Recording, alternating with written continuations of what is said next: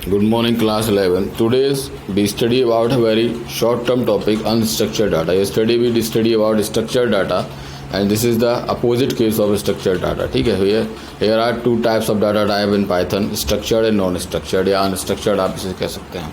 ठीक है, कल हमने स्ट्रक्चर्ड डाटा के बारे में पढ़ा था कि स्ट्रक्चर्ड डाटा कैसा होता है, वेल डिफाइंड होता है, वेल फॉर्मेटेड होता है, टेबुलेट फॉर्म में होता है, इजीली एक्सेसिबल होता है. ठीक है, और मोस्टली जब हम कोई वेरीफाई इन्फॉर्मेशन, जस्टिफाइंग इन्फॉर्मेशन जो हम क्रिएट करना चाहते हैं तो वी यूज़ स्ट्रक्चर्ड डाटा, जिससे कि हम आसानी से, या यूँ कह सकते हैं अगर किसी भी न्यू पर्सन से हमको कोई इन्फॉर्मेशन बनवानी है सपोज दैट, तो उसको क्या कहते हैं ना, उनको स्ट्रक्चर्ड डाटा अगर हम प्रोवाइड कराएंगे तो कोई भी न्यू ऑपरेटर या न्यू वर्कर, न्यू एम्प्लॉय जो है आसानी से उसको यूज़ करके आपके लिए जो है अच्छी सी रिपोर्ट या अच्छा इन्फॉर्मेशन क्रिएट कर सकता है. अगर उसको मैंने स्ट्रक्चर्ड डाटा देंगे तो वो जो है अच्छा रिपोर्ट या अच्छा इन्फॉर्मेशन आपके लिए क्रिएट नहीं कर पाएगा. तो मोस्टली जो है हम जो डाटा यूज़ करते हैं वो कौन सा डाटा यूज़ करते हैं, स्ट्रक्चर्ड डाटा जो है यूज़ करते हैं. ऐसा नहीं कि अनस्ट्रक्चर्ड डाटा का यूज़ नहीं होता, अगर इसका यूज़ नहीं होता तो हम इसके बारे में पढ़ते ही नहीं. फ़िलहाल हम अपनी इस लेवल पे क्लास 11 में we don't discuss about unstructured data in a big term, we study about only structured data. But जो है अभी थोड़ा सा ब्रीफली हमें इसकी डेफिनेशन वगैरह हल्का फुल्का तो सीखना ही पड़ेगा. ठीक है, तो अनस्ट्रक्चर्ड डाटा को स्टार्ट करते हैं. Unstructured data is information that either does not have a pre defined data. देखिए जस्ट अपोजिट मैंने अभी बताया था आपको कि जैसा स्ट्रक्चर्ड डाटा है उसका जो डेफिनेशन है, सपोज दैट अगर आपसे एग्जाम में पूछा जाता है कि define structured and unstructured data, तो आपको वो एक ही डेफिनेशन लर्न कर लें स्ट्रक्चर्ड डाटा की. आप जस्ट उसका अपोजिट बना के लिख देंगे तो वो किसका डेफिनेशन हो जाएगा, अनस्ट्रक्चर्ड डाटा का डेफिनेशन हो जाएगा. क्योंकि structured data pre defined data था, है ना, डाटा मॉडल था. ठीक है, ऑर्गेनाइज था, टेबुलेट फॉर्मेट में था, ऑर्डर्ड था. लेकिन अनस्ट्रक्चर्ड डाटा कैसा है, प्री डिफाइंड फॉर्मेट नहीं है इसका, प्री डिफाइंड मॉडल नहीं है इसका, ऑर्गेनाइज नहीं है. ठीक है, और ना ही टेबुलेट फॉर्मेट में मिलेगा. अगर सपोज दैट कोई बना के देता भी है तो भी वो उतना इफेक्टिव नहीं होगा. Clear. Unstructured information is typically text heavy but may contain data such as dates number and fact as well as. Unstructured data में क्या होता है, मोस्टली टेक्स्ट ज़्यादा होता है. ठीक है, सपोज दैट जस्ट लाइक ऐसे जो स्ट्रक्चर्ड डाटा होता है उसके अंदर क्या होगा, ग्राफिक्स भी होंगी, इमेजेस भी होंगे, आपके जो है ग्राफ प्लॉट्स भी होंगे, as per as need of data, जिससे कि वो कम इन्वेस्टमेंट में आपको ज़्यादा समझ में आए, कम जो है जगह में अच्छे से. लेकिन जो अनस्ट्रक्चर्ड डाटा होता है वो कैसी होती है, एक टेक्सचुअल रिपोर्ट होती है किसी भी चीज़ की. सपोज दैट अगर हम स्कूल की रिपोर्ट बना रहे हैं तो उस अनस्ट्रक्चर्ड डाटा में क्या होगा, हम स्टार्टिंग कराएंगे स्टूडेंट से. ठीक है, तो जब अनस्ट्रक्चर्ड डाटा बना रहे हैं, कोई स्ट्रक्चर हमारा डिसाइड नहीं, तो हमारे दिमाग में फ़िलहाल क्लास 12 चल रही है तो क्लास 12 का बना दिया, फिर क्लास 9 दिमाग में आ गई. सपोज दैट अगर हम चलिए हम स्कूल कंपाउंड में आप हैं और स्कूल कंपाउंड में आने के बाद पूरा स्कूल अच्छे से रन कर रहा है, प्रिंसिपल्स भी बैठे हैं, क्लासेस भी चल रही हैं, स्टाफ रूम में स्टाफ है, गार्ड रूम में गार्ड बैठे हैं, बसेस कंडक्टर सब खड़े हुए हैं. और आपसे कहा जाए कि एक रिपोर्ट तैयार करिए टुडेज़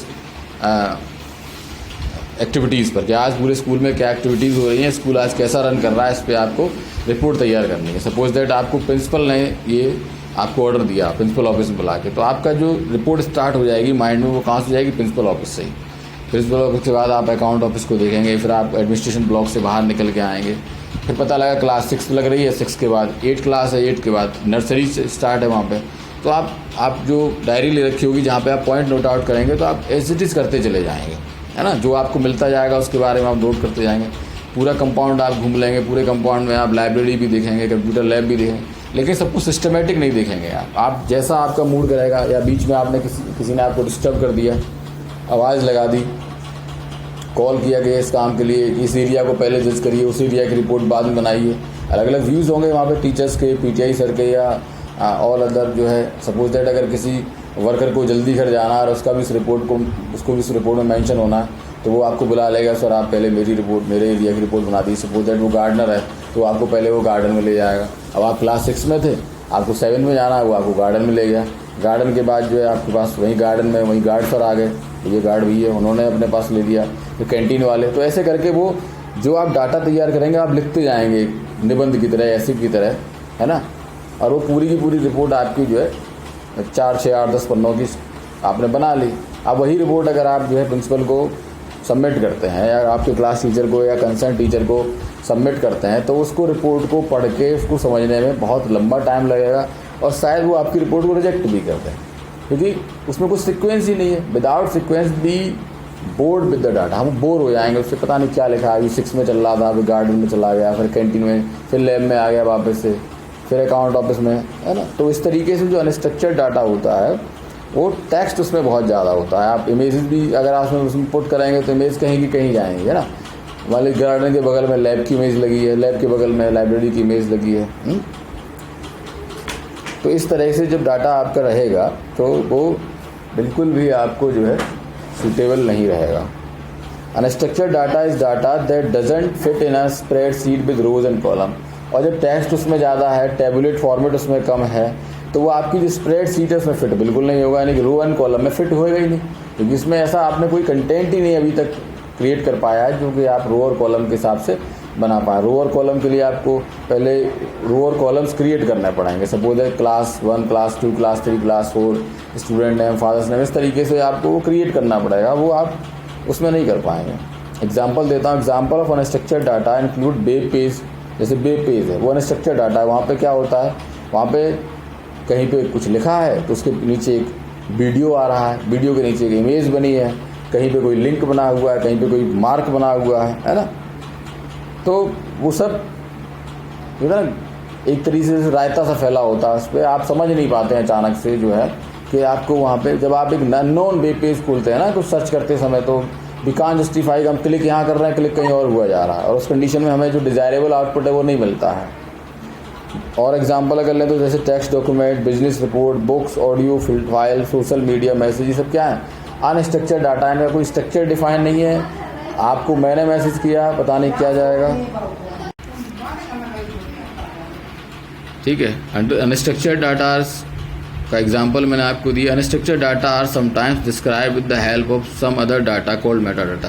कभी कभी क्या होता है, हमको अपनी जो डाटा हमने सपोज दैट हमने वो रिपोर्ट जो है सबमिट की, अब वो रिपोर्ट को समझाने के लिए हमें जो है वहाँ खड़े होकर समझाना पड़ता है। अगर सपोज दैट अगर हमारा स्ट्रक्चर्ड डाटा है तो उसे सबमिट कर दीजिए, उसको समझाने के लिए आपको कोई असिस्टेंट रखने की ज़रूरत नहीं। लेकिन जब हमारा डाटा अनस्ट्रक्चर्ड होता है, सपोज दैट एक सिंपल सा एग्जांपल दूँ मैं, अगर मुझे कहा जाए कि क्लास 11th के स्टूडेंट्स के पास आप जाइए, उनके घर पे जाइए, ठीक है, और उनसे रिपोर्ट लेके आइए कि उनका व्यू क्या है about the online education, about the notes, about the teachers, about the school management, about the fees structure.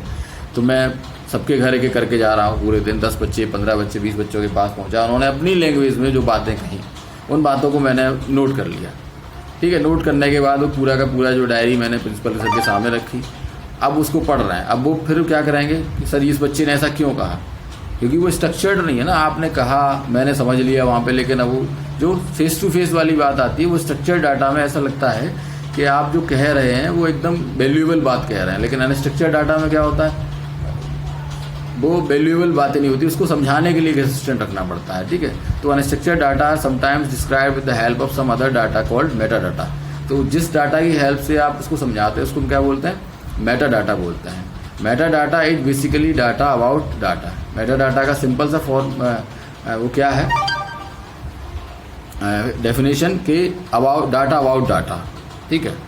We describe different parts of an emails as subject, recipient, many, body attachment. These are metadata. ये क्या है, metadata है। कौन से, जैसे we describe different parts of an email। अगर हम email को डिस्क्राइब कर रहे हैं तो ईमेल के अलग अलग सब्जेक्ट भी है, रिसिपेंट है, उसकी मैन, बॉडी अटैचमेंट। ये ईमेल को समझाने के लिए हमें ये सारी चीज़ें समझानी पड़ेंगी। तो मेटा डाटा क्या हो गया, ये सारी चीज़ें ईमेल के लिए, ईमेल के डाटा के लिए मेटा डाटा हो गई कि सर ये सब्जेक्ट है, ये रिसिपेंट है, इसको हमने भेजा है, यहाँ से आया, इस तरह। We can have some meta data for an image file, जैसे किसका साइज़ क्या है, उसका फॉर्मेट क्या है, ये किसके लिए होगा। इमेज एक डाटा है, स्ट्रक्चर डाटा है, लेकिन या अनस्ट्रक्चर डाटा है, तो उसको समझाने के लिए बताना पड़ेगा सर इतने KB की फाइल है और इस फॉर्मेट में, तभी ओपन होगी। Unstructured data is use to monitor and report on movement. इसका काम कहाँ होता है, मॉनिटर करने के लिए, ठीक है। किसी भी चीज़ को मॉनिटर करने के लिए अनस्ट्रक्चर डाटा यूज़, भाई हम अगर पूरे स्कूल मॉनिटर कर रहे हैं तो हमें पूरे दिन हमें मॉनिटरिंग के लिए अगर रखा गया है तो हम किस क्लास को कब मॉनिटर कर रहे हैं, किस पर्सन को कब मॉनिटर कर रहे हैं, वो वो स्ट्रक्चर डाटा में वहाँ पे बनाना, मतलब कहने वाला by the help of unstructured data you can create structured data. अब how to deal with unstructured data, कैसे डील कर सकते हैं इससे हम पेपर लें, उस पर लिख लें इसको, पेपर पे अच्छे से पूरा जब लिख लिया उसके बाद पेपर वर्क करें, उसकी वैल्यू जो है उसको जो है निकाल दें, जो अलग अलग रख लें जो चीज़ें हमें उसमें से ज़रूरत है, evaluate the value of your data and clean your records. उसके बाद जो फालतू की चीज़ें वहाँ पे ऐड हो गई हैं उनको हम साफ़ कर दें, ठीक है। या टेक अ रैंडम सैंपल, या फिर उसमें से ये अलग अलग तरीके हैं, ऐसा नहीं है कि पांचों स्टेप्स एक हैं, स्टेप्स नहीं है, ये अलग अलग तरीके हैं। हम पेपर के साथ वर्क कर सकते हैं तो अनस्ट्रक्चर्ड डाटा को हम अच्छे से हैंडल कर सकते हैं। हम उसकी वैल्यू को एवेल्यूट करें और जो अनवैल्यूएबल वैल्यूज़ हैं उनको डिलीट कर दें तो हम उससे अच्छे से डील कर सकते हैं। या हम उसमें से रैंडम सैंपल्स सेलेक्ट करें, ठीक है ना, रैंडम सैंपल सेलेक्ट करें, चावल पकने में एक दाना निकालते हैं इस तरीके से, तो हम जो है उसको अच्छे से डील कर सकते हैं। Clean the entire data set, और उसके बाद जो है या तो जो पुराना डाटा सेट उसको साफ़ कर दें, केवल अनस्ट्रक्चर्ड डाटा सेट से दोबारा स्टार्ट करें और उसको एनालाइज करें। ये सारी चीज़ें हैं, ये कुछ स्टेप्स आपको कुछ ट्रिक्स बताइए।